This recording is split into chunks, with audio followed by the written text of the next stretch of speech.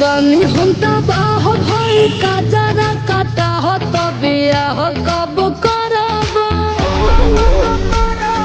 तोहरे के प्यार से बनहित भतार बोल मांग कब भरब जल्दी भरो पेट को लतार के मिनट मार के यही तैयारी में बनी बनी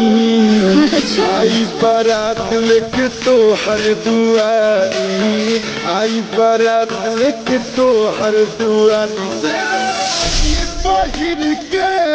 ये रानी पहिर के अब हम इंतजार में बानी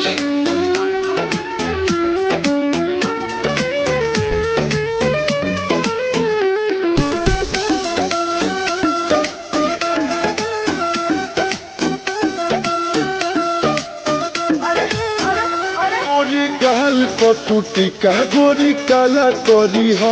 अपना राजा जी के संगे जय माला करी हो जय माला करी हो तो तैयार है बनी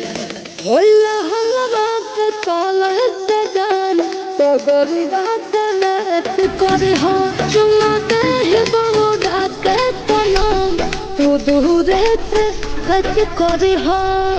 गोरी मारो पीट के संगे फोटो खींच के इंस्टा पे हम डाल चाहते आई बारात लेके तो हर दुआरी आई बारात लेके तो हर दुआरी पहिर के ये रानी पहिर के ये रानी